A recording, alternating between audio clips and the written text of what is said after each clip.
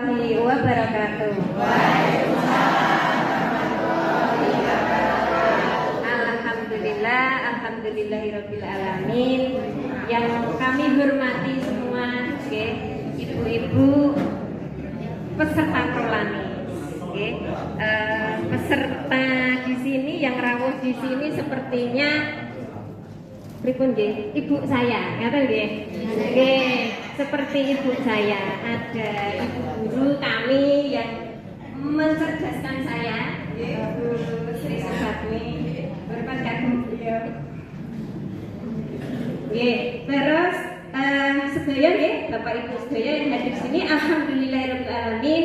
Puji syukur kehadirat Allah Subhanahu wa taala yang masih memberikan sehat kepada kita semua sehingga kita masih bisa berkumpul di sini di aula Puskesmas Kluko 1 dalam keadaan sehat dan bahagia sekaligus sehat bugar. Seperti napa yel-yelnya Prolanis napa ibu-ibu? Oh, saya tahunya yang itu sehat, bugar, produktif. Oke. Sakit.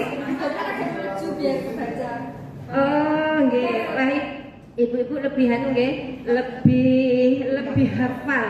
Dan monggo itu bagus ibu-ibu untuk sering panjenengan ucapkan, nggih, sering panjenengan lafalkan, nggih. Karena apa? Itu mengandung doa. Tadi banyak nggih, kalau bernas kan hanya 3. Kalau Prolanis sepertinya tadi 5. Apa Bu? Sehat, kuat, semangat. I love you. Mau jenengan oke kaya 5. Luar biasa. Lah ngoten banyak Bapak. Nggih, lah itu monggo bagus Bu, disering panjenengan ucapkan mengandung doa ya. Jadi seperti apa namanya kan, Allah itu sesuai prasangka hamba. Nah kita berarti kan prasangka berarti kan apa yang penjenengan ucapkan tadi kan ada di otak penjenengan. Nah itu nanti Allah akan mewujudkan. Ngaten ya ibu-ibu. Dalam kesempatan ini saya akan menyampaikan materi sesuai bidang kami, profesi kami dokter gigi. Jadi materinya terkait tentang hipertensi dan diabetes, tapi yang hubungannya dengan rongga mulut. Kalau yang untuk materi DM dan hipertensi saya kira sampun sering disampaikan oleh Bu Dokter Puri, Bu Dokter Dian, sampun ibu-ibu pun kelotokin apa? Nah, pun jadi kalau kami nanti kaitannya dengan kesehatan rongga mulut, saya awali dengan bagian-bagian dari rongga mulut dulu, Jadi di dalam rongga mulut itu ada namanya jaringan lunak dan jaringan keras. Jadi yang jaringan lunak itu berarti kan kayak mukosa pipi, kemudian apalagi Bu? Gusi, tadi itu kan jaringan lunak. Lah kemudian untuk jaringan kerasnya apa Bu? Jadi giginya sendiri sama apa ini? Tulang rahang, itu. Nah, kemudian untuk giginya sendiri itu ada bagian yang terlihat oleh mata, ada bagian yang tidak terlihat oleh mata. Yang terlihat oleh mata berarti yang bagian atas itu namanya mahkota gigi. Kalau yang tidak terlihat itu namanya akar. Jadi akar gigi yang tertanam di tulang, dia tertanam di tulang, diikat oleh gusi. Nah, jadi ini merupakan satu kesatuan yang bikin kokoh. Satu kesatuan yang bikin kokoh. Nah, makanya pentingnya kesehatan di dalam rongga mulut. Cuman banyak sekali yang mengabaikan, nggih. Padahal untuk kesehatan rongga mulut itu erat sekali kaitannya dengan kesehatan secara kesehatan tubuh semuanya, keseluruhan, nggih. Jadi bisa gara-gara dari keluhan di mulut menyebabkan sakit apapun, okay? Apapun di seluruh tubuh. Yang sering itu memang jantung, okay? Itu sering sekali. Kenapa kok bisa begitu? Karena kuman rongga mulut itu semua orang penuh dengan kuman. Memang paling banyak itu di rongga mulut kuman bakteri itu, okay? Semua orang rongga mulut itu penuh dengan kuman. Nah, kuman ini ada kuman yang menguntungkan, ada kuman yang merugikan. Dan jadi namanya kuman itu tidak mesti negatif, okay? Nah, di rongga mulut itu ada kuman yang menguntungkan. Dan jadi yang menjaga kelembapan rongga mulut, ya kan? Terus apa Bu tadi? Sampai gara-gara difoto Bu. Hilang konsentrasi. Nggih. Niku nggih, jadi dia itu cerminan dari kesehatan tubuh secara umum. Nah, dan tidak hanya jantung, ada bisa penyakit kulit pun bisa. Jadi banyak pasien yang punya penyakit kulit. Nah, otomatis periksanya kan ke dokter kulit. Nah, sudah diobatin beberapa kali, kenapa kok nggak sembuh-sembuh? Nah, dokter spesialis kulitnya ini yang menyuruh untuk coba periksa di rongga mulutnya. Periksa mulutnya, kemungkinan ada sesuatu yang bikin kuman itu masuk. Oke. Terus kalau jantung memang sering gitu, Bu, jantung. Nah, yang sering terjadi itu misal mau operasi lutut, gitu. Nah, usia ibu-ibu ini kan keluhannya banyak lutut, ya. Mau operasi lutut aja, kenapa disuruh beresin giginya? Padahal enggak, gigiku itu orang no keluhan kok. Karo Pak Dokter tulang arep operasi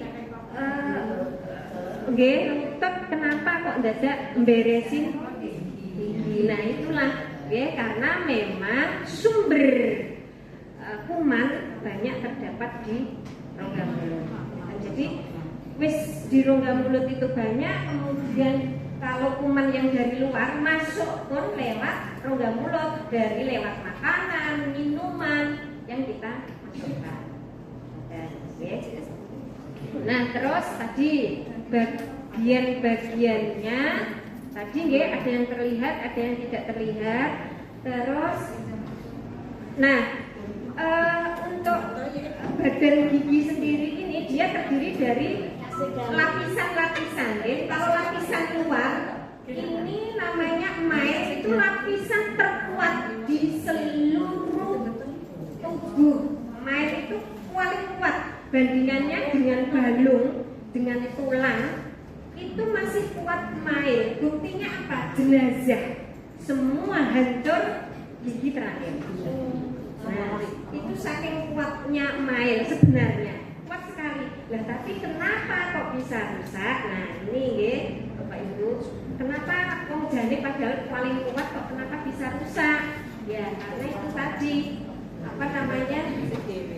dengan penuhnya kuman tadi, banyaknya kuman di rongga mulut, kemudian bercampur dengan adanya sisa, nah sisa hasil pengunyahan guys, sisa makanan betul, cuma artinya jangan membayangkan sisa makanan yang dimaksud nasi besar gitu kan ya. Jadi sisa proses hasil pengunyahan, jadi lembut sekali ya, lembut sekali, campur di situ ya, dengan kuman, akhirnya diubah menjadi zat asam. Nah, zat asam inilah yang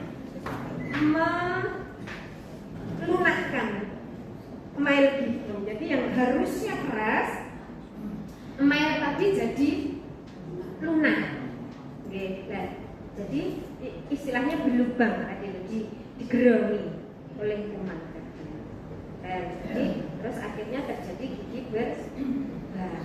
Nah, dengan adanya gigi berlubang tadi, itu kuman masuk ke tubuh. Kenapa kok bisa masuk ke tubuh? Karena di situ ada saluran pembuluh darah ya. Jadi saluran pembuluh darah itu dialiri oleh darah saraf gigi ya namanya, pembuluh darah atau saraf gigi, pembuluh darah yang memberi persarafan di gigi ya, istilahnya saraf gigi. Nah, jadi di situ itu mengalir darah yang pusat memompa jantung. Jadi jantung itu memompa darah, diedarkan ke seluruh tubuh termasuk ke gigi. Jadi berputar, setelah dipompa beredar kembali lagi ke jantung. Nah, dengan adanya gigi yang rusak tadi, kuman ikut aliran darah lagi, jadi bisa mencelok kemana-mana, makanya bisa jantung. Memang yang paling sering jantung sih, karena memang tadi pusat mumpanya di jantung. Jadi sebenarnya bisa apapun, mau di paru bisa. Oke, itu ya sering kejadian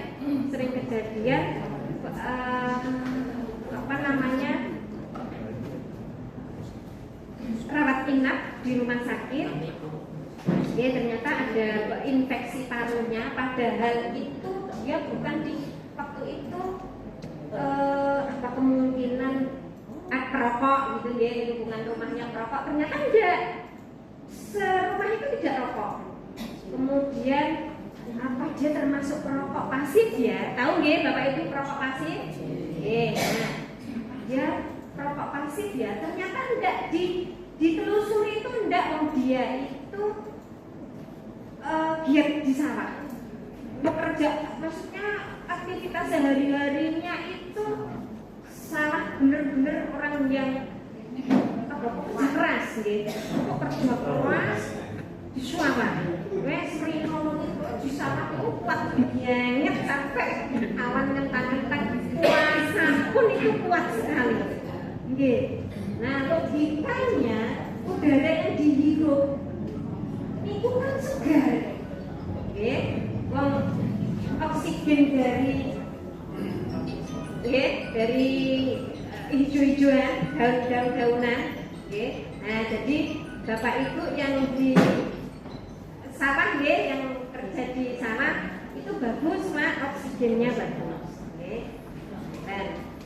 Nah, ditelusuri kan dia itu seperti itu. Kok terjadi infeksi di paru? Nah, ternyata kesimpulannya, titik akhirnya itu ada gigi yang bermasalah meskipun tidak keluhan. Padahal tidak keluhan. Akhirnya ketemu di rongga mulutnya ada gigi yang jadi itu tadi. Terus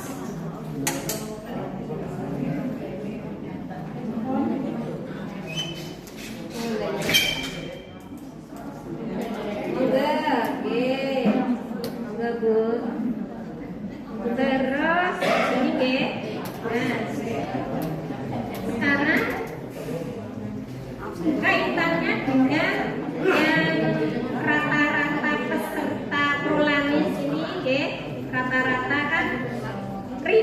dari hipertensi dan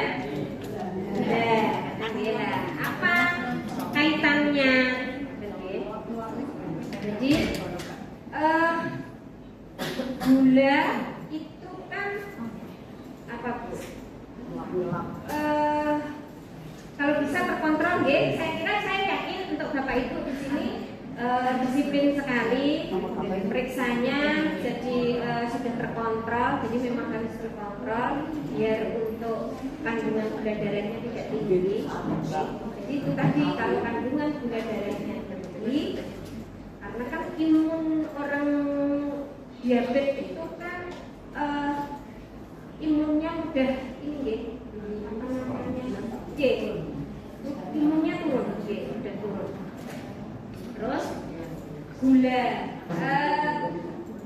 namanya gula darah, berarti darahnya banyak mengandung. Nah itu memang apa namanya ya ini Bu, untuk termasuk salah satu keunggulan ukurannya nanti maka pentingnya jangan sampai ada keluhan, maksudnya dijaga untuk rongga mulutnya biar nanti untuk seandainya kalau keluhan kan nanti akan ada tindakan tindakan salah satunya pencabutan. Nah itu kan nanti akan tidak lancar karena belum aman kalau untuk dilakukan tindakan.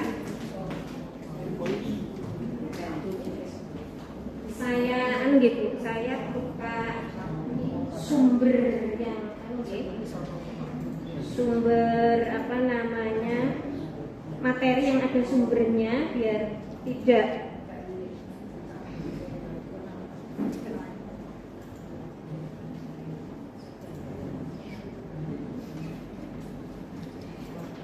memang ini di mulai marak di ibu-ibu apa namanya penyakit gula, hipertensi itu sekarang tidak di usia tua saja, karena dari pola sembarang, pola hidup, pola makan, pola apalagi perilaku.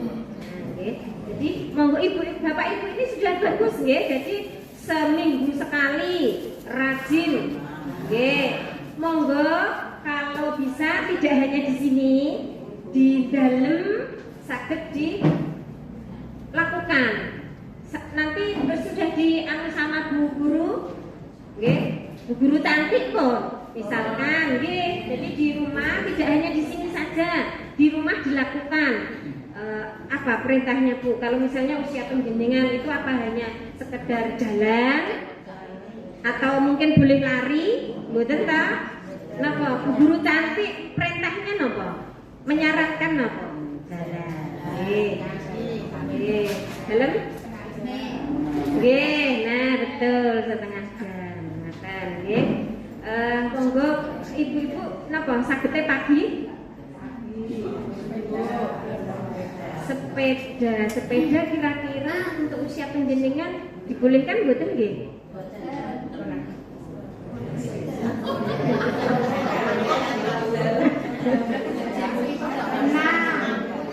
Dalam halo?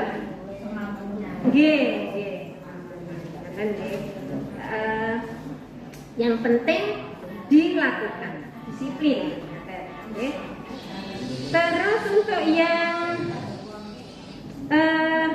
hipertensi, tadi yang gula, untuk hipertensi sama, karena tekanan darahnya tinggi, otomatis tadi kaitannya dengan jantung tadi.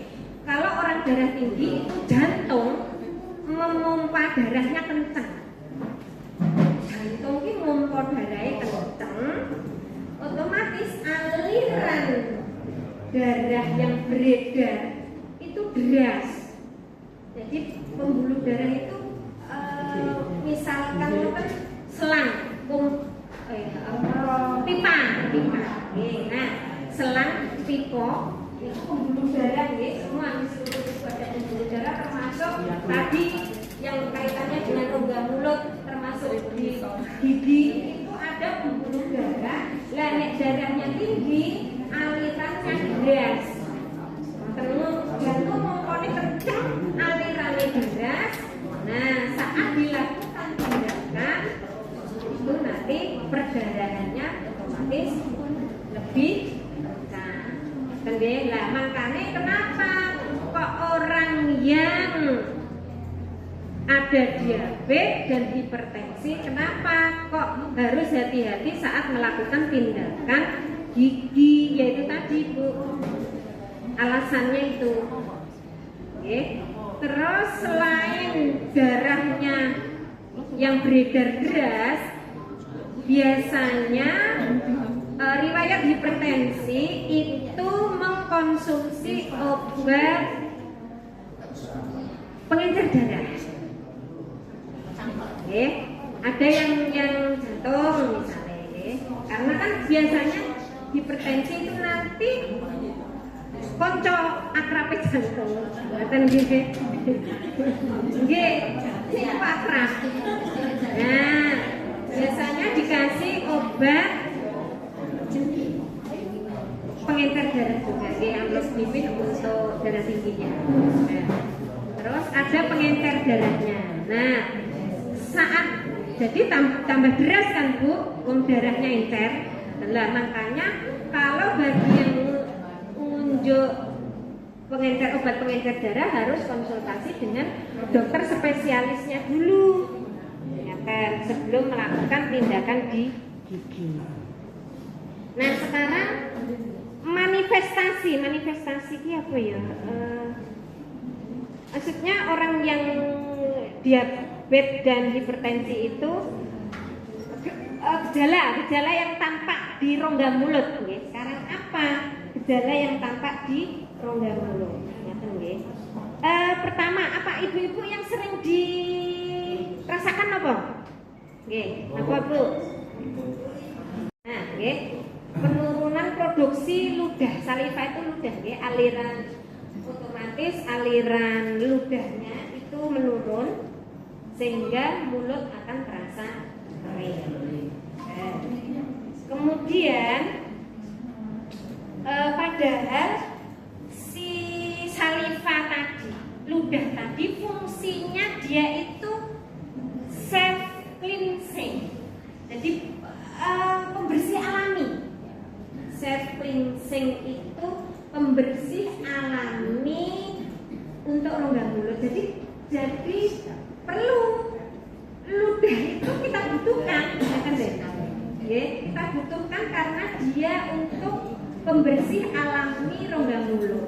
Karena kan di rongga mulut tempat tadi proses pengunyahan, banyak sisa hasil pengunyahan atau sisa makanan tadi. Nah kalau tadi mulutnya kering, otomatis pembersih alaminya terganggu. Pembersih alaminya terganggu. Nah menyebabkan tadi kering, rasa tidak nyaman. Padahal tadi di rongga mulut adalah banyak kuman, tumbuh subur kuman. Nah terus berdasarkan literatur, tadi Bapak tadi yang poliuri berarti apa? Sering kencing, sering buang air kecil sehingga cairan pun akan berkurang. Nah, disarankan untuk berarti yang menderita seperti itu mengkonsumsi buah yang asam. Nah, ini dari literatur Bu. Ini untuk mengkonsumsi buah yang asam sehingga dapat merangsang kelenjar air liur untuk mengeluarkan air liur. Paham paling yang asam napa? Soalnya kalau misalkan nek mulut kering kan rata-rata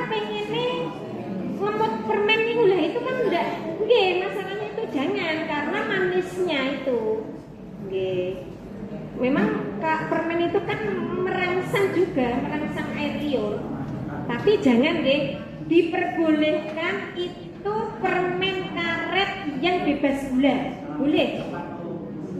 Nggih. Boleh permen karet bebas gula. Sing kaya napa ya? Sintol sepertinya. Memang mungkin harganya ya mungkin rada nggih. Ngaten. Nggih, boleh.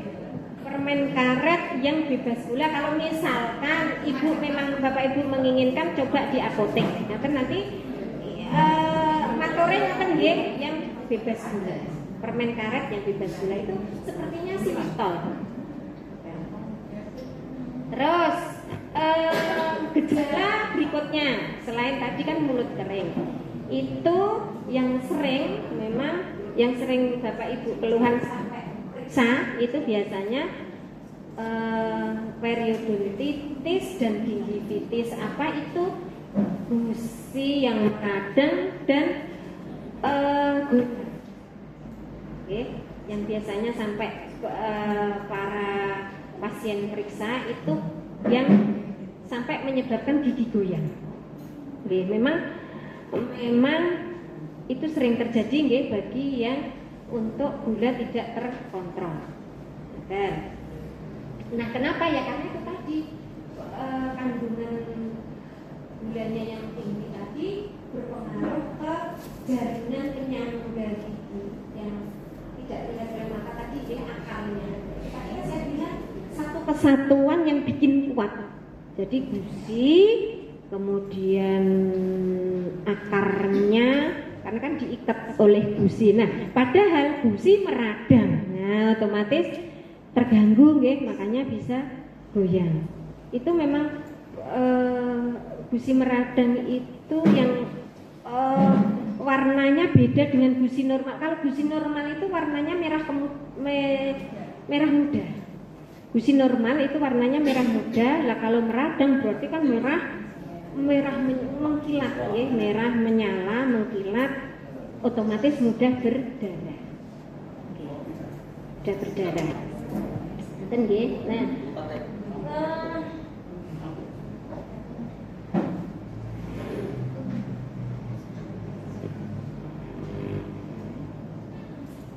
itu nanti kalau yang seperti itu, Bu, biasanya itu nggih memang diperlukan. Tadi kan kalau yang serostomi ya, mulut kering tadi kan konsumsi buah asam sama yang ngunyah permen karet nggih, yang bebas gula nggih. Nanti yang terekam di sini jangan permennya loh, Bu. Nggih, jangan permennya. Yang permen bebas gula nggih. Terus untuk yang ini tadi yang gusi mudah berdarah nggih, otomatis perlu namanya obat kumur, tapi jangan yang mengandung alkohol nggih. Untuk yang alaminya saya sarankan sirih suruh nggih Bapak Ibu. Nggih. Itu fungsinya, manfaatnya sama dengan obat kumur. Jadi sirih suruh sing orang zaman dulu kan nginang. Berarti yang soalnya kan enten sing tanya kalau suruh merah pripun, lah saya malah belum tahu nggih, belum tahu ilmu terkininya kalau suruh merah pripun. Yang saya tahu memang suruh yang zaman dulu, suruh hijau. Rak nggih mboten langka atau tasih to? Nggih yang hijau, yang orang zaman dulu kan nginang. Nggih. Lah itu monggo untuk diambil sarinya. Boleh direbus, boleh dikunyah. Nggih, intinya diambil sarinya. Saya menyarankan malah tadi dikunyah kalau doyan, nggih. Menawi doyan dipun kunyah mawon, memang persis kayak orang nginang itu. Jadi kan selain sarinya meresap, dia menggesek gigi. Nah, karena kan dikunyah, dia menggesek, menggesek gigi. Tapi doyan, karena kan beberapa ada yang tidak doyan. Tidak berapa? Oh, betah. Jadi mau pengen, nih dereng saged gitu. Mboten Bu, tidak ada wayahe. Boten minang lho Bu, boten diartikan minang, ambil sirihnya. Jadi maksud saya kayak orang minang, berarti bukan saya menyuruh minang nggih. Diambil sirihnya. Nginang itu tidak bagus. Yang tidak bagus itu enjet sama mbakonya. Itu bikin kanker mulut. Enjet sama mbako itu bikin kanker mulut. Nggih, yang saya sarankan itu sirihnya, suruhnya. Itu bagus sekali. Nah, pasti ibu-ibu juga sudah ada yang mengkonsumsi. Sirih itu bagus tidak hanya di mulut atas, tapi juga mulut bawah. Pasti ibu-ibu sudah ada yang mengkonsumsi. Monggo, itu bagus. Nah, sampun mangke berguru sama Bu Darwanti caranya, nggih. Jadi boleh kalau yang untuk mulut bawah kan biasanya boleh diminum, berarti dididihkan nggih.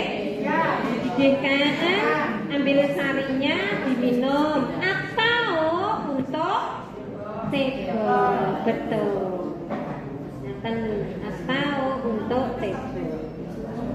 Dan sirih itu bagus sekali Bu. Nggih. Monggo dimanfaatkan nggih yang ada di sekitar kita. Dimanfaatkan yang alami tanpa bahan kimia. Bagus. Berarti kembali ke rongga mulut tadi, monggo bisa itu tadi nggih dikunyah. Kalau yang keluhannya mungkin derajat goyangnya sudah agak lebih, berarti kan sakit untuk ngunyah, berarti diambil sarinya. Monggo boleh untuk kumur-kumur, kalau tidak dididihkan berarti kumur dibuang. Tetapi kalau penjenengan tadi dididihkan, setelah dikumur boleh ditelan. Untuk kumur dulu. Untuk kumur dulu, piok, baru ditelan. Kalau memang sudah dididihkan. Ngaten nggih. Nah, itu Bapak Ibu jelas itu untuk yang tadi. Terus kemudian itu biasanya sariawan. Sama monggo bisa diatasi dengan itu juga sariawan. Selain sirih suruh tadi, mungkin vitamin C boleh, karena sariawan itu kan otomatis mengelupas luka, nggih. Istilahnya kan jaringan lunaknya mengelupas. Nggih, bagi yang sudah yang sariawan berarti kenapa juga butuh vitamin C. Monggo vitamin C-nya bisa tidak harus dari obat ya Bu, bisa dari buah sayur. Monggo dari buah-buahan, sayur-sayuran, penjenengan perbanyak dikonsumsi vitamin C dari buah dan sayur. Dan jadi kenapa kok vitamin C? Karena memang vitamin C itu fungsinya membantu penyembuhan luka. Nah, tadi kan sariawan seperti luka ya, yang sudah membantu penyembuhan luka, terus membantu pembentukan jaringan baru. Ya hampir sama. Membantukan dengan jaringan baru, hampir sama. Nyata. Itu makanya perlu diperbanyak vitamin C dari buah dan sayur mawon.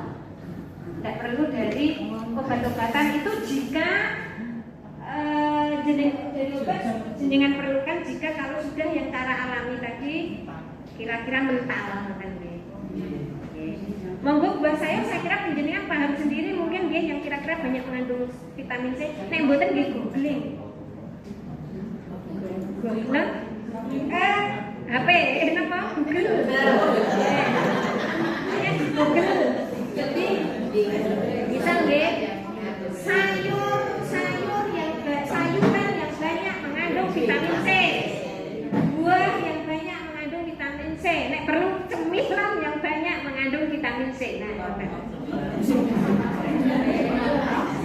Nah, untuk usia penjenengan saya kira sayur buah itu udah mboten sah nyemil-nyemil sing neko-neko nggih. Cemilan nggih biasanya anu nggih Bu. Apa? Pelon-pelonan apa? Nggih. Terus sariawan sudah rasa mulut terbakar saya kira nggih. Hampir sama mungkin dengan yang mulut kering. Kalau mulut kering mungkin kan gitu Bu, rasanya apa panas kan? Rasa mulut terbakar ini ada di literatur seperti itu ya, rasa mulut terbakar. Terus kemudian yang jelas tadi gigi berlubang juga. Nah, karies gigi atau gigi berlubang. Nah, oke. Terus selanjutnya nanti jamnya selalu habis. Masih banyak banget. Terima kasih, masih antusias Bapak Ibu. Nah, sekarang nih ya.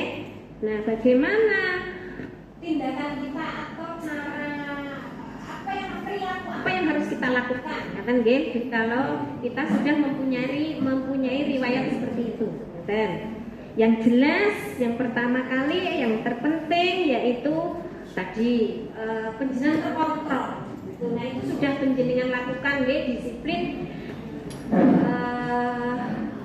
konsumsi obatnya. Jadi memang Bapak Ibu berarti sudah pengetahuannya sudah bagus, karena kan banyak orang di luar sana nek konsumsi obat nanti dampaknya ke jadi sudah luar biasa ini Bapak Ibu yang ada di sini sudah berpengetahuan bagus, edukasinya sudah bagus. Nggih. Sudah terkontrol karena rajin konsumsi obat. Kemudian hindari rokok ya, Bapak. Napa tasih wonten, Pak?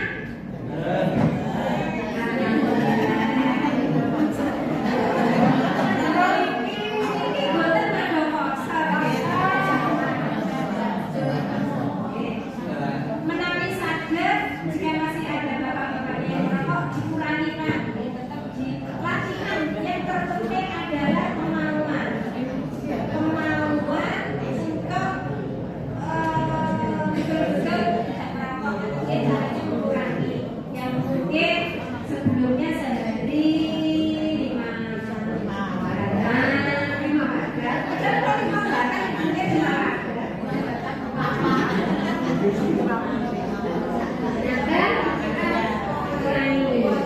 bisa, saya kira bisa. Itu perlunya kerja keras itu termasuk kerja keras, usaha keras itu berat. Tidak lama pasti bisa Pak, karena memang untuk kesehatan jangka panjang itu tidak hanya untuk kesehatan pribadi penjenengan, keluarga. Ternyata itu merokok pasif itu lebih karena tidak hanya nanti sekian tahun masalahnya itu. Penjenengan sudah luar biasa di usia sekian dan panjang Pak. Terus kemudian, nah kalau di sini sih di literatur menggunakan dental floss. Dental floss itu benar gigi, tapi karena kita orang pedesaan untuk mencari dengan gigi sulit, saya kira dengan tadi mengunyah sirih suruh itu sudah sangat membantu, ya, sudah sangat membantu. Nah terus kemudian pola hidup sehat jelas. Dan yang terakhir yaitu menjaga kebersihan rongga mulut. Nah ini yang mau saya tekankan di akhir acara ya. Bagaimana cara menjaga kebersihan mulut Bapak Ibu? Sebenarnya itu hanya satu. Apa itu? Menggosok giginya harus maksimal, harus optimal. Nah bagaimana cara gosok gigi yang maksimal? Harus tepat waktu, tepat cara. Kapan waktu yang tepat?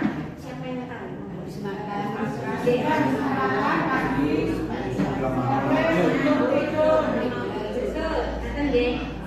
Sore berarti sarene sore nggih. Malam. Jadi tepat waktunya yaitu pagi setelah sarapan sama malam sebelum tidur. Kenapa di dua waktu itu?